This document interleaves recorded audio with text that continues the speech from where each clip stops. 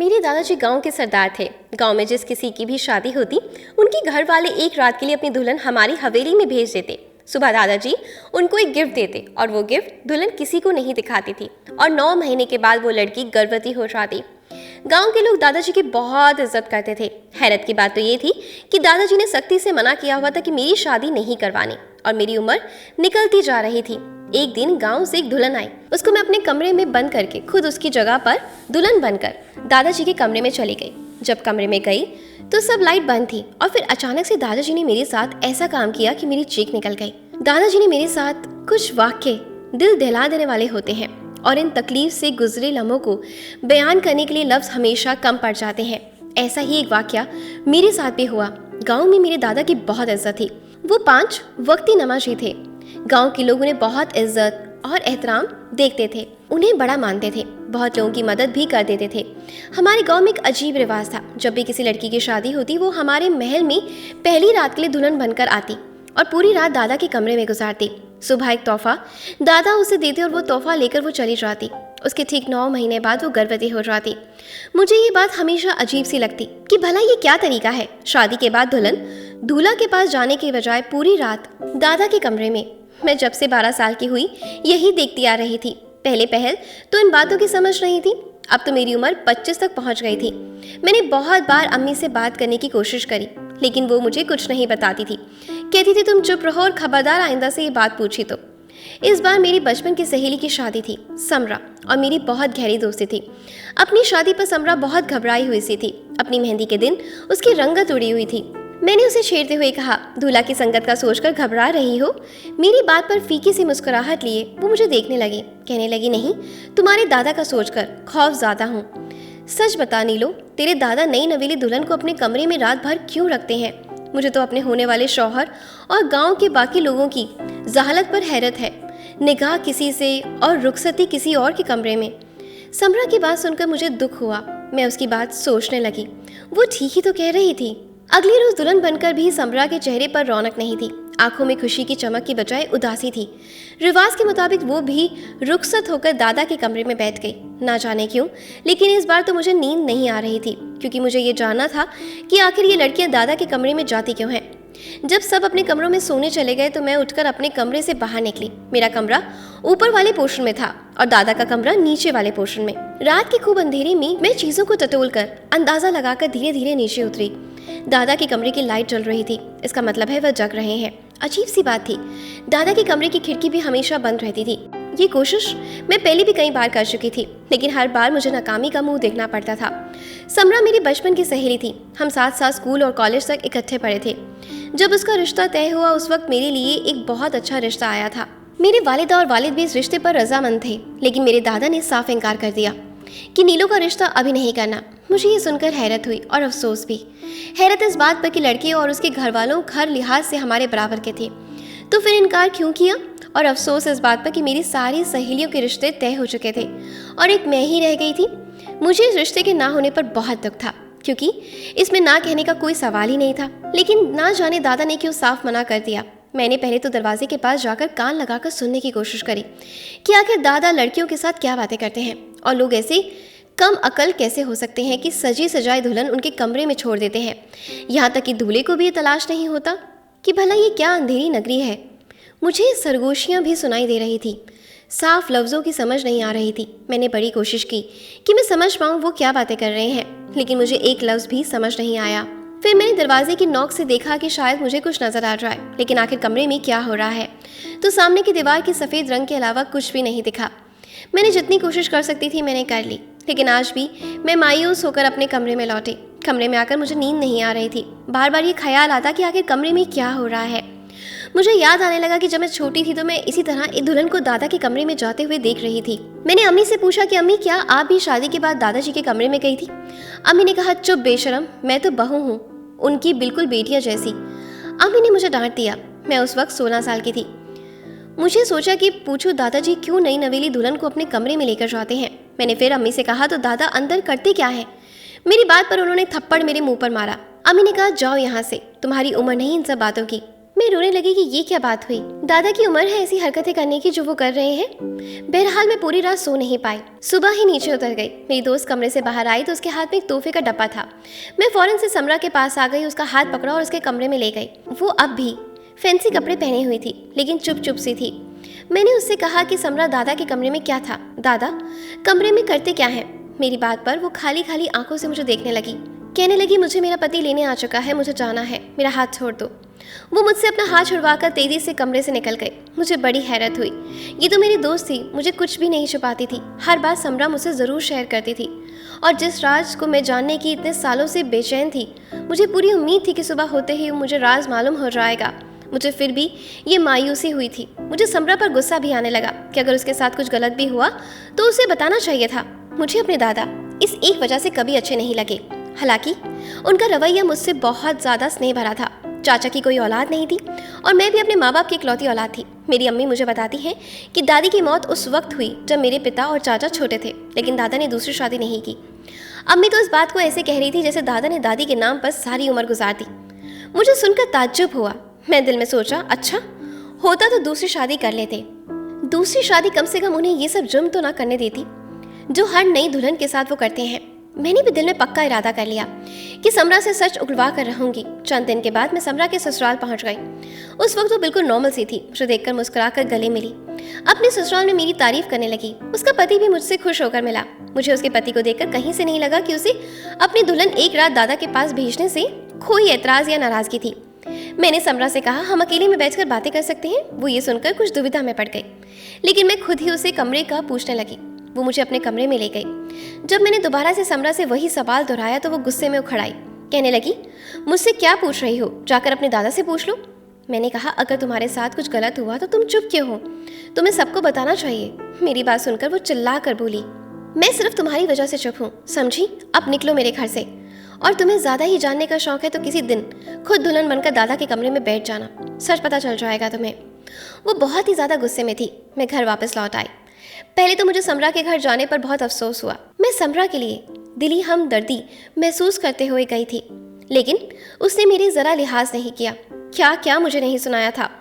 कुछ दिन तो मुझे समरा पर बहुत गुस्सा आता रहा, लेकिन फिर मैंने सोचा कि क्या हर्ज है कि मैं एक बार को दुल्हन बनकर दादा के कमरे में बैठ जाऊं। आखिर पता तो चले कि वो करते क्या हैं। ये सोच आते ही दूसरे ही लम्हे में शिकन सी लेकर रह गई। तौबा तौबा, मैं भी क्या सोच रही हूँ। मैंने खुद ही अपनी सोच की जांच कर दी और उसके बाद मैंने इस मुद्दे पर सोचने से बचना शुरू कर दिया। उन्हीं दिनों मेरा एक और रिश्ता आ गया। वो रिश्ता भी हमारे मध्य मुकाबिल का था, लेकिन दादाजी का वही इनकार अपनी जगह कायम था। अब तो मेरी बर्दाश्त जवाब देने लगी थी। मैंने अपनी अम्मी से कहा, बहुत हो चुका, आप लोग क्यों दादा की हर बात चुपचाप मान लेते हो? क्या मुझे यूं ही घर बिठा कर रखोगे? मेरी उम्र की सारी सहेलियां अपने घर हो चुकी हैं और मैं अभी तक मायके की दहलीज पर बैठी हूँ, दादा की वजह से। मेरी बात सुनकर मेरी माँ मुझे गुस्से से घूरने लगी। कहने लगी, बेशरम गैरत बेच खाई है क्या तूने, जो खुद अपने मुंह से शादी के लिए कह रही है? ये अपनी जबान को दबा ले। अगर ये बात किसी मर्द ने सुन ली तो खराब हो जाएगा कि लड़की होकर खुद से शादी की ख्वाहिश कर रही है। अम्मी ने मुझे दबे लहजे में गुस्सा दिखाते हुए कहा ताकि उनकी आवाज़ कमरे से बाहर न चली जाए, लेकिन अम्मी की बात सुनकर मेरे तो बदन में आग सी लग गई। हाँ, अच्छे उसूल हैं आप लोगों के। मेरी उम्र गुजरी जा रही है, लेकिन किसी को मेरी शादी की फिक्र नहीं, और अगर मैं अपने मुंह से बात कहूँ तो बहुत गलत हो जाती हूँ। और वो दादा जब खुलेआम नई नवेली दुल्हन बनी लड़की के साथ रंगललियाँ बनाते हैं, उस पर किसी को गलत नहीं लगता। मेरी बात सुनकर मेरी अम्मी उठकर मेरे मुंह पर जोरदार थप्पड़ मारा। कहने लगी, बहुत जबान चलाने लगी है। तुम्हारी आइंदा अगर दादा के खिलाफ एक लफ्ज़ भी कहा तो तुम्हारे पापा को बता दूंगी, वो तुम्हें जिंदा नहीं छोड़ेंगे। मैं अपनी माँ की शक्ल देखती रह गई। अब तो मेरी जानने की इच्छा और भी ज़्यादा बढ़ गई कि आखिर दादा ऐसा क्या नेक काम करते हैं, नई नवीली दुल्हन के साथ एक कमरे में रहते हैं, वो भी तन्हाई में, जो सबके दिल में उनकी इतनी इज्जत है कि कोई भी उनके किरदार पर शक नहीं करता। ना अपनी बीवी से उस रात की बात स्पष्ट करता है कि मेरे से निगाह होते हुए भी किसी गैर मर्द के साथ राज गुजार कर क्यों आई हो। कैसी अंधेरी नगरी है ऐसा जहाँ घटिया रिवाज आम है, जो ये बेवकूफ़ इंसान इन्हें एक बार सोच समझकर अपनी इज्जत को रात भर के लिए उनके पास में भेज देते हैं। मुझे सब गांव वालों पर गुस्सा आने लगा था। इतनी आम सी बात भी उन्हें समझ नहीं आती कि जहाँ मर्द और औरत तन्हा हो वहाँ तीसरा शैतान होता है। और ये कैसे मुमकिन है कि एक जवान लड़की जो दुल्हन के रूप में सजी सवरी बैठी हो और एक मर्द चाहे वो उम्र के किसी भी हिस्से में हो उस दुल्हन को पूरी रात छुए भी ना। मेरी अक्ल दंग थी उस हालात पर। अब मुझे किसी नई शादी का इंतज़ार रहने लगा। मैं दिल में पक्का इरादा कर चुकी थी कि इस बार दुल्हन की बजाय दादा के कमरे में मैं जाऊंगी। 2 महीने बाद एक लड़की की शादी का बुलावा आया। दादा इस बार पहले से ज़्यादा खुश थे, यहाँ तक कि अपने बालों पर मेहंदी भी लगाई, निगाह में नया जोड़ा पहना, इत्र की खुशबू पहले से ज़्यादा लगाई। ये सब देखकर मेरा दिल नाराज़ हो गया। जब मैंने दुल्हन को देखा तो मेरे होश उड़ गए। वो 16 साल की खूबसूरत और हसीन लड़की थी, इतनी हसीन कि मैं देखकर दंग रह गई। वो लड़की बुरी तरह घबराई हुई और बदहवास थी। पहले उसे हमारे बड़े से लाउंज में बिठाया गया। मैंने किचन से बाहर निकलकर मेन स्विच ऑफ कर दिया। तैयार तो इस बार मैं भी बहुत अच्छे से हुई थी, इसलिए जैसे ही अंधेरा छा गया मैंने लॉन्ज में जाकर दुल्हन का हाथ पकड़ा और कहा कि मेरे साथ चलो। मैं उसे अपने कमरे में ले गई। मैंने जल्दी से उसका दुपट्टा उतारा और खुद पर ओढ़ लिया। अपना दुपट्टा उसे दिया। तुम मेरे कमरे से बाहर मत निकलना। वो मुझे हैरत से देख रही थी। मैं तो दुपट्टे से अपना घूंघट निकाला और नीचे जाकर दुल्हन की जगह पर बैठ गई। उसकी कुछ देर बाद ही किसी ने मेन स्विच ऑन कर दिया। सब परेशान थे कि मेन स्विच बंद किसने किया। फिर मुझे दुल्हन समझकर दादा के कमरे में बिठा दिया गया। मेरे दिल में ना जाने क्यों खौफ से फड़फड़ा रहा था। इतना बड़ा कदम तो उठा लिया था, लेकिन अब बहुत घबरा रही थी कि अगर मेरी पोल खुली तो मेरे माँ बाप तो मुझे मारेंगे। लेकिन अब क्या हो सकता था। मैं उस वक्त दादा के कमरे में दुल्हन की जगह बैठ चुकी थी। दादा ने जब कमरे में दाखिल होकर अपने कमरे का दरवाज़ा बंद किया तो मुझे लगा मेरा दिल भी बंद हो गया है। अगर वो मेरा घूंघट उठा लेंगे तो क्या होगा। सोच सोच कर मेरे अंदर से जान निकली हुई थी। कुछ ही देर में दादा मेरे सामने बैठ गए। कहने लगे, आज तक जितनी भी लड़कियां मेरे पास आईं तो उनमें सबसे ज़्यादा कम उम्र और हसीन हो। मैं तुमसे ये कहना चाहता हूँ कि मैं तुम्हें कल वापस नहीं जाने दूंगा। तुम्हें कल तलाक दिलवाकर अपने पास ही रखूंगा, क्योंकि मेरा तुम पर दिल आ गया है। इससे पहले कि वो मेरा घूंघट उठाते मैंने कहा, ये कैसे मुमकिन है, मैं किसी और की दुल्हन हूँ। वो कहने लगे, मैं कह दूंगा कि तुम किरदार की अच्छी नहीं हो। मेरी बात पर सब मेरा यकीन करेंगे। अगर तुम मेरी बात आराम से मान लोगी तो मैं तुम्हें अपनी जायदाद में से बहुत कुछ दूंगा। मैंने कहा, मुझे मंजूर है।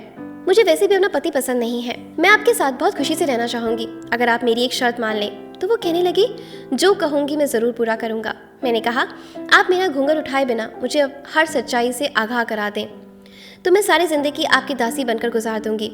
वो कहने लगे, ठीक है, तुम बहुत अच्छी हो जो मेरी बात खुशी से मानने को तैयार हो गई। सुबह ही मैं तुम्हारे बारे में गलतफहमी लोगों के दिल में डाल दूंगा कि इस लड़की का किरदार अच्छा नहीं है। तुम्हारा पति तुम्हें छोड़ देगा और मैं कहूँगा कि मेरा दिल बहुत नरम है, इसलिए मैं इसे अपना लेता हूँ। मैंने कहा, अब आप मुझे ये बताएं, आपने कैसे लोगों को बेवकूफ़ बना लिया। मेरे बात पर वो हंसकर बोले, ये भोले भाले बेवकूफ़ गाँव के लोग हैं, ऐसे ही किसी बात पर इन्हें गुमराह कर दो तो ये नस्ल दर नस्ल एक ही बात को बिना सोचे समझे किसी रिवाज की तरह अपनाए रखते हैं। फिर वो बोले कि वो शुरू से ही सबके दिलों में अपनी नेक नामी की धाक बिठा चुके थे। जब से दादी की मौत हुई उन्होंने ये ऐलान कर दिया कि वो दूसरी शादी नहीं करेंगे, क्योंकि उनके ख्वाब में एक नेक बुजुर्ग आने लगे हैं जिनकी नेक रूह उनके अंदर वास कर जाती है और वो हर बार हर लड़की का किरदार एक ही रात में जान जाते हैं। और वो पाक रूह औरत की ख्वाहिश से पाक है। उस औरत को बिना छुए ही प्रतिक्रिया करने से उसकी पाक दामनी बता देती है, बल्कि वो प्रक्रिया पूरा पढ़ना पड़ता है। लोग ये सुनकर मेरे दादा की बात पर यकीन करने लगे।